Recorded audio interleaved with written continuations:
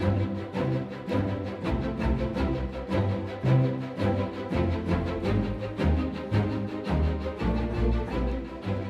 and welcome to The View from the IADB. I'm Silvia Pavoni, economics editor of The Banker, and I'm here with Brian Caplen, the editor of The Banker. So, Brian, we've just heard Dilma Rousseff, the president of Brazil, speaking in Costa do Soipe here in Bahia. What are your first thoughts about the speech? Well, clearly it was a very presidential kind of speech.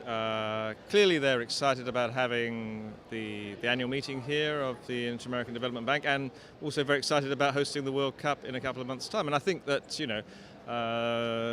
President Rousseffs is quite correct when she talks about the massive impact that the PT government has had in terms of lifting Brazilians out of poverty and creating a much bigger middle class here. So she was talking a lot about, obviously, a more equal country, and this is the highest, obviously, public official we heard today, but we also heard from Alejandro Tombinis, who is the governor of the Central Bank of Brazil, and their presentation was given at the IAF, the Institute of International Finance, which ran today alongside the IADB.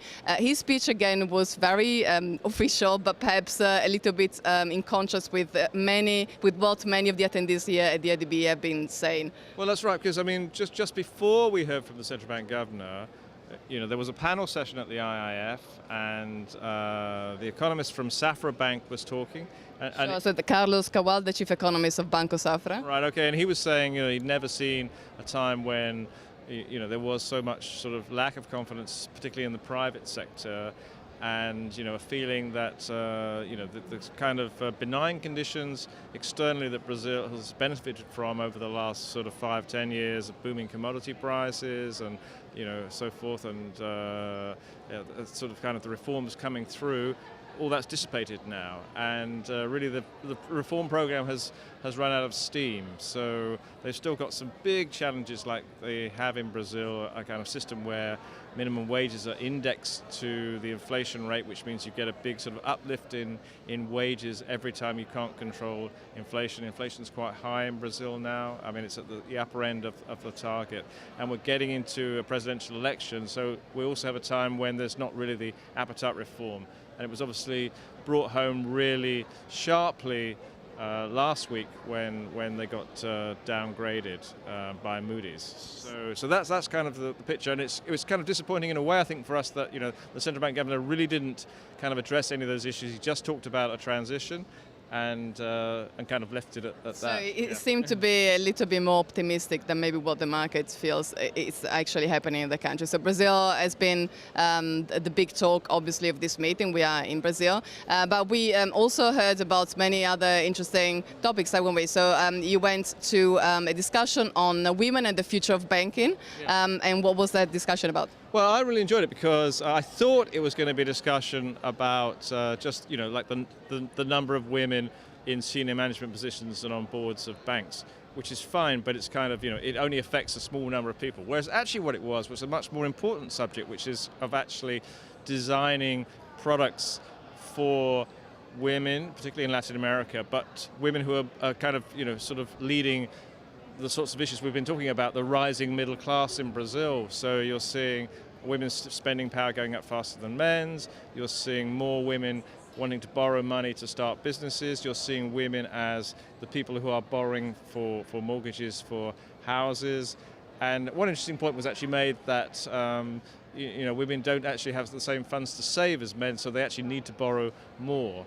But then I think it was a very interesting discussion, and they highlighted one or two banks that they thought had got it right, which was Banorte was one of them from this region. That's right, yeah, the Mexican bank Banorte. And they weren't only just talking about banks from this region, they talked about Westpac having a good formula, they talked about the National Bank of Abu Dhabi.